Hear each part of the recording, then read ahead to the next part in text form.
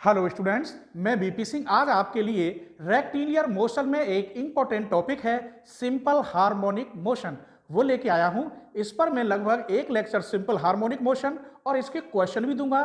फिर इसमें elastic string है, वर्टिकल वाला और हुक्स लॉ, इन पर भी मैं एक एक दो लेक्चर दूंगा।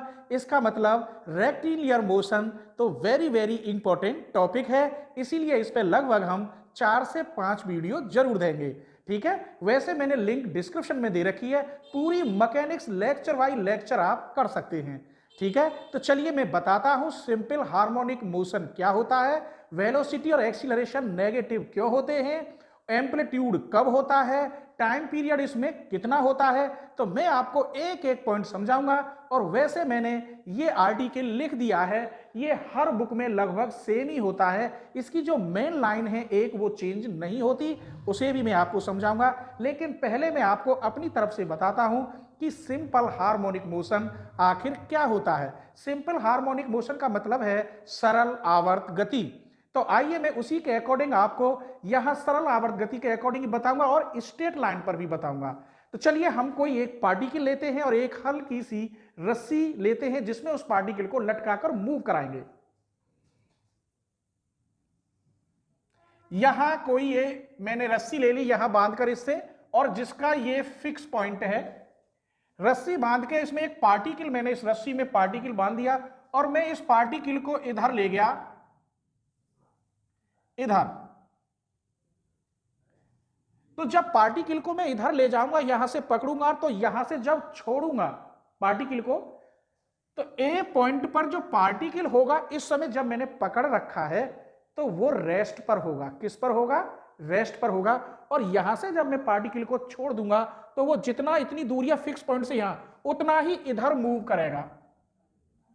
तो ये मैंने कह दिया ए डैश, पार्टिकल मूव करेगा। अगर यहां से छोड़ते हैं, ये रेस्ट पर है, जितना इधर से छोड़ेंगे ऐसे ही ये पार्टिकल मूव करेगा।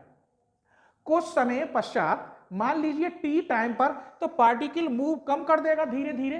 तब मैंने कहा कि पार्टिकल यहां पी पॉइंट पे आ गया। किस पर आ गया? पी पॉइंट पर आफ्टर टाइम टी, कुछ समय के बाद। तो यहां पी पे आएगा तो यहां पी डैश तक मूव करेगा।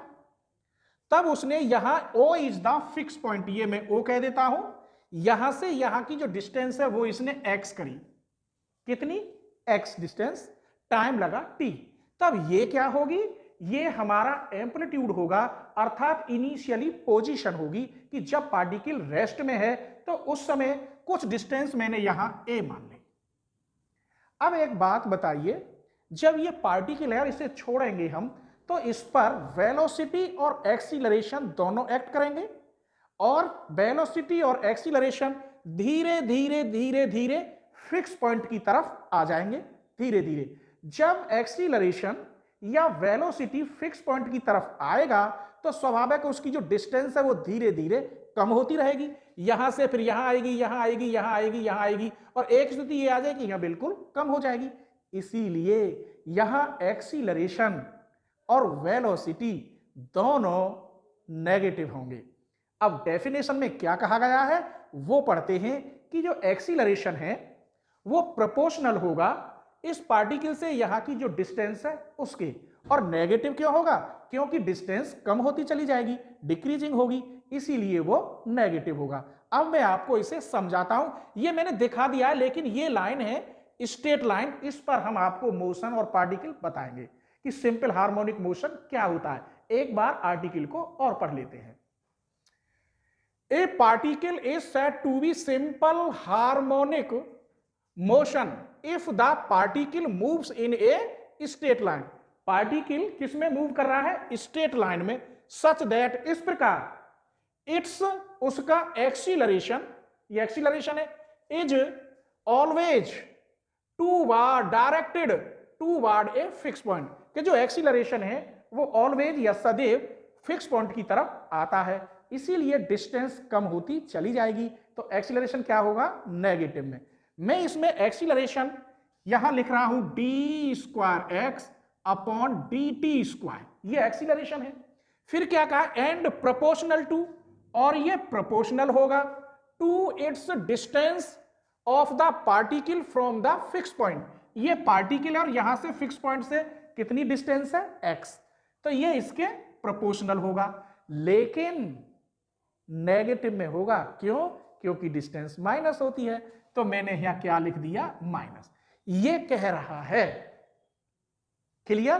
तो इसके लिए मैं पहले छोटी सी 2-3 लाइन लिख दूं, आर्टिकल है तो आर्टिकल की तरह ये प्रूफ होना चाहिए। अभी और बता रहा हूं, ये हो गया d²x upon dt² equal to minus के μx। यही इक्वेशन सिंपल हार्मोनिक इक्वेशन कहलाती है। कोई भी क्वेश्चन आएगा इससे कंपेयर करेंगे, जरूरत हमें केवल यहां म्यू की पड़ती है तो निकाल लेंगे। तो चलिए इसके लिए मैं 1-2 लाइन लिख देता हूं, जो मैंने बोला है वही मैं लिखूंगा सिंपल भाषा में। Let O be the fix point, पहली line, let O be the fix point,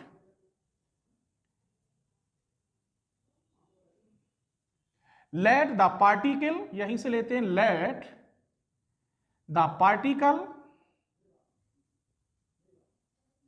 start from the point A, जो पार्टिकल स्टार्ट करेगा यहां से, ठीक है, ये इनिशियली पोजीशन है, सच दैट, तो PA इक्वल, मैंने A कह दिया, जिस समय पार्टिकल वहां सो रहा है, आराम कर रहा है, तो इनिशियली पोजीशन पे कुछ तो डिस्टेंस होगी, इसे हम एम्पलीट्यूड कहते हैं, तो वो कितनी है, a है। आइए, let after time t,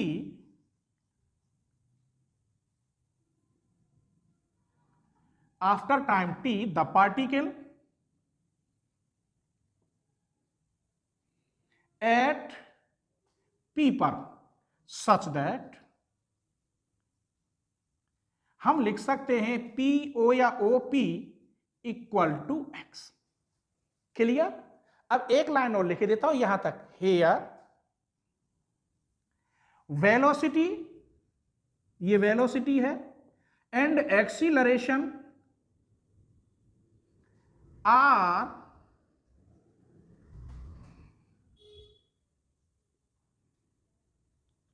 toward the fix point.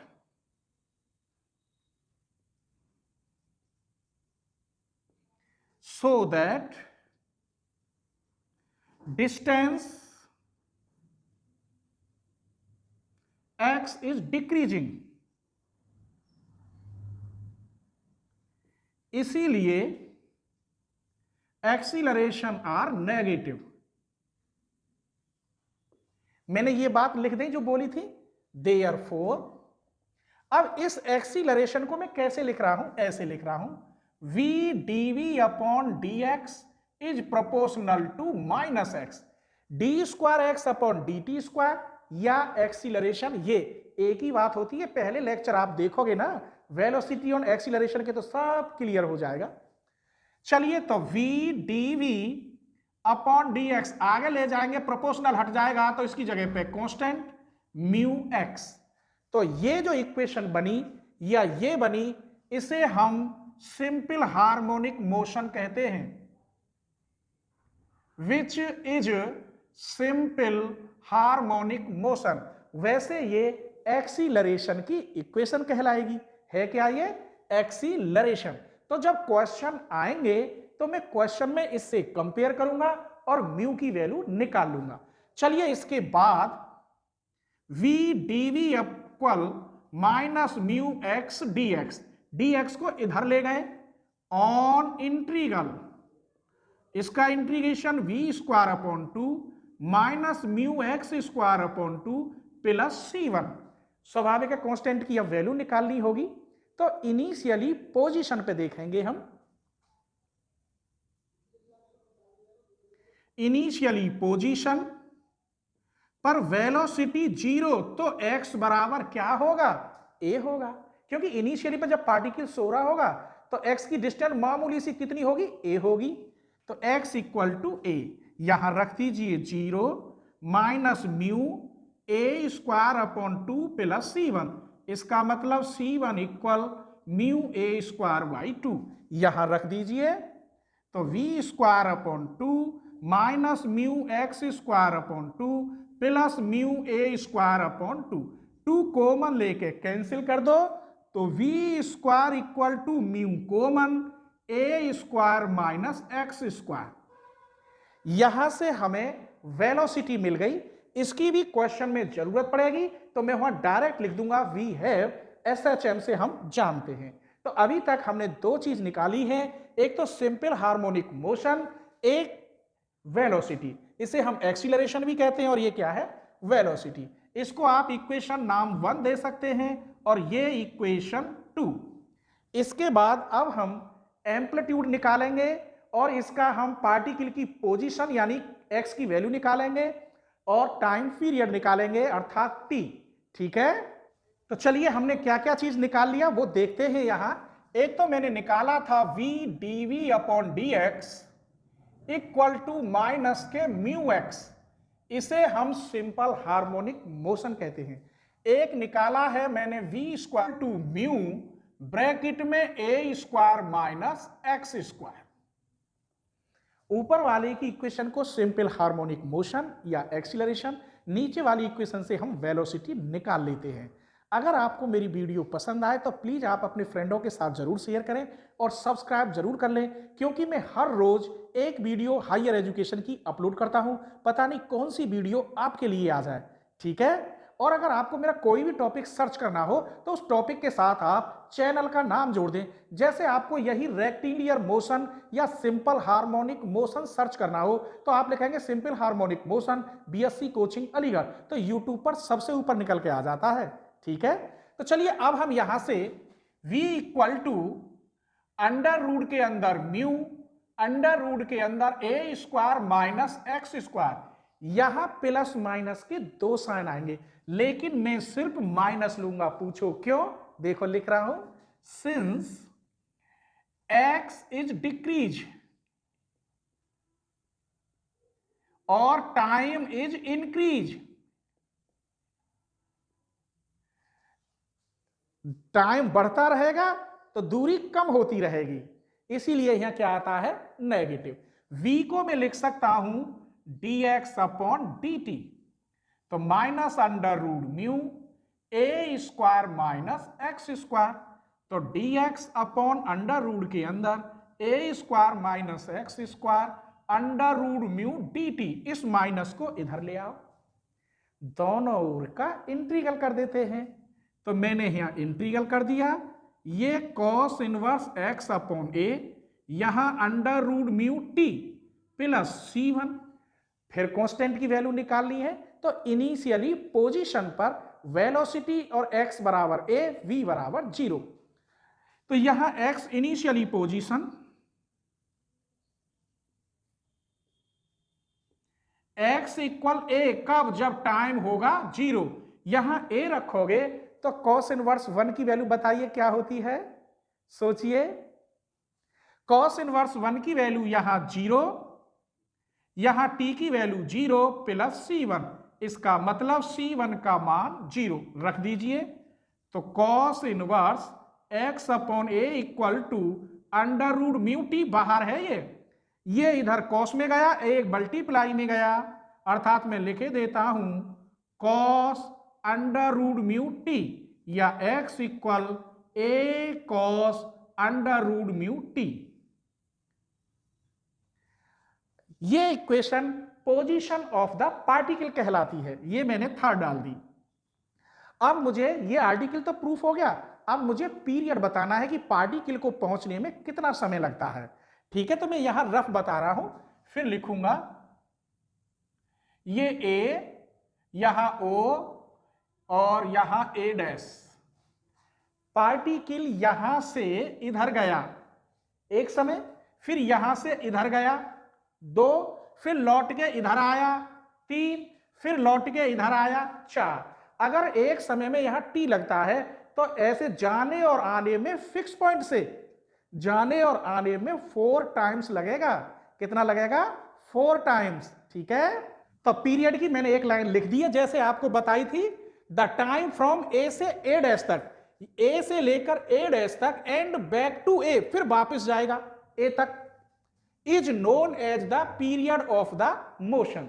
अब हमें निकालना है, मान लीजिए इसी इक्वेशन में रख रहा हूं, इफ x इक्वल टू 0, तो यहां क्या आएगा, a cos under root mu t equal to 0, cos under root mu t equal to 0, cos under root mu t equal to कितने की वैल्यू होती है, ये π/2 की, under root mu t equal to आ गया π/2, तो t बराबर π/2 under root mu.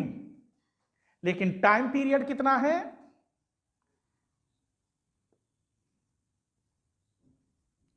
Capital T equal to 4 times. मैंने बताया था एक टी लगेगा यहां तक, दूसरा यहां लौटने में, यहां फिर यहां, तो कितने टी है गए, 4 है गए, तो 4 की इसमें मल्टीप्लाई, 4t की वैल्यू रख दो 2 अंडर रूट म्यू, अर्थात 2 π/अंडर रूट म्यू। तो हमने आपको सब कुछ इस आर्टिकल में बता दिया। अब हम आपको इस पर वेरी वेरी इंपॉर्टेंट क्वेश्चन बता रहे हैं, ठीक है। प्लीज आप अपने फ्रेंडों को जरूर शेयर करना अगर वीडियो आपको अच्छी लगे तो। इन्हें बार बार समझ लो अच्छी तरह से, क्योंकि मैं डायरेक्ट वहां लिखूंगा, ठीक है। चलिए तो क्वेश्चन नंबर 1 देखते हैं। The speed v of a point p which moves in a straight line, वही डेफिनेशन है जो आर्टिकल की है, is given by the relation दे रखा है इसने, v square equal to a minus b x square, where a और b constant, x is the distance, p is the point, then prove that motion of p is SHM। एक तो मुझे यहां से सिंपल हार्मोनिक मोशन दिखाना है, amplitude and period, और amplitude निकालना है और पीरियड निकालना है। तो इसके अंदर 3 क्वेश्चन बन गए। चलिए सबसे पहले इस क्वेश्चन का हम डिफरेंशियल करते हैं। Differential with respect to x, 2v dv over dx, 0 minus के 2bx, 2 से 2 कट गया, v dv upon dx equal to minus के bx। देखो यहां b की जगह पर म्यू है, तो which is simple harmonic motion. Clear. आइए तो यहां कंपेयर करते हैं, तो म्यू बराबर आया b। क्या पूछ रहा है, एम्पलीट्यूड और पीरियड, तो पहले पीरियड निकालेंगे। अभी हमने लिखा था t बराबर 2 π/अंडर रूट म्यू, अब t इक्वल 2 π/अंडर रूट म्यू की जगह पर क्या है, b, यही आंसर है। पूछ रहा है एम्पलीट्यूड, एम्पलीट्यूड निकालने के लिए पार्टिकल जब सो रहा होगा तब वेलोसिटी 0 होती है, तो बस यहां v का मान 0 रख दो, x की जो वैल्यू होगी वो एम्पलीट्यूड कहलाएगी। क्लियर, समझ में आ रहा है। तो चलिए यहां से v स्क्वायर इक्वल टू, कहां है वेलोसिटी, ये रही वेलोसिटी, यहीं से निकाल लेते हैं। चलो v square a minus b x square से, वेलोसिटी 0, तब यहां हो गया a minus b x square equal to 0, b x square equal to a, x equal to plus minus under root a upon b, यही आपका amplitude है। Amplitude निकाल दिया, टाइम निकाल दिया और SHM निकाल दिया। क्लियर। चलिए तो क्वेश्चन नंबर 2 देखते हैं। So that in a SHM simple harmonic motion of amplitude a and period t, velocity v at a distance x from the center is given by, ये रिलेशन दिखाना है। मैं सब बता रहा हूं, a एम्पलीट्यूड है, x डिस्टेंस है, v वेलोसिटी और t क्या है, टाइम पीरियड। तो ये रिलेशन हम कैसे बनाएं, हम 2 बात जानते हैं। एक तो v है, अभी हमने आर्टिकल से समझा v square equal to mu bracket में a square minus x square. दूसरा हम जानते हैं t इक्वल टू 2 π/अंडर रूट म्यू। यहां म्यू नहीं है तो म्यू की वैल्यू यहां निकाल के रख दो, तो 2 π/t इधर आ गया अंडर रूट म्यू, तो म्यू बराबर हो गया 4 π² अपॉन t स्क्वायर। इन फर्स्ट यहां रख दीजिए, तो v square equal to 4 pi square upon t square a square minus x square. V square t square equal to 4 pi square a square minus x square. यही आपका proof है। Question number 3 देखिए। A point is moving in a straight line with SHM about a fixed point O of the line। ये तो SHM की definition है, हर question में मिलेगी। The point has a velocity v1, कब है? When its displacement from O is x1। फिर and a velocity v2, ये कब है? When its distance from O is x2। So that the period of motion, ये बस यहां में दो वेलोसिटी दे रखी है, कब? जब दो अलग अलग डिस्प्लेसमेंट हो। तो हमें एक फॉर्मूला पता चुके हैं अभी, जब वेलोसिटी और उसमें डिस्टेंस हो तो रिलेशन क्या था? We have v square equal to mu bracket में a square minus x square. बताया मैंने, प्रूफ कराया है बाई क्वेश्चन प्रॉब्लम। क्वेश्चन में क्या कह रहा है? अगर मैं यहां v1 कर देता हूं तो यहां a स्क्वायर माइनस एक्स 1 का स्क्वायर हो जाएगा। अगर मैं यहां v2 कर देता हूं तो mu a square minus x 2 का स्क्वायर हो जाएगा। प्रूफ में v2 माइनस v1 का स्क्वायर बन रहा है, तो यहां थर्ड माइनस सेकंड कर दीजिए। v2 का स्क्वायर माइनस v1 का स्क्वायर, म्यू कॉमन, ये कट जाएगा, ये बनेगा x1 का स्क्वायर माइनस x2 का स्क्वायर। तब म्यू इक्वल टू आया v2 का स्क्वायर v1 का स्क्वायर अपॉन x1 का स्क्वायर माइनस x2 का square. So that the period of motion t बराबर क्या होता है? 2 pi upon under root mu. 2 pi under root mu, ये रहा, इसे मैं ऐसे लिख सकता हूं x1 का स्क्वायर x2 का स्क्वायर v2 का स्क्वायर v1 का स्क्वायर। यही आपका प्रूफ था। तो इस टॉपिक के अंदर तो छोटे छोटे क्वेश्चन हैं, लेकिन जब आगे आएंगे इसी में हुक्स लॉ में और वर्टिकल इलास्टिक स्ट्रिंग में, तब क्वेश्चन थोड़े टफ आएंगे और इंपॉर्टेंट आएंगे। इसीलिए आप सारे लेक्चर क्रम बाई क्रम देखते रहिए, ठीक है।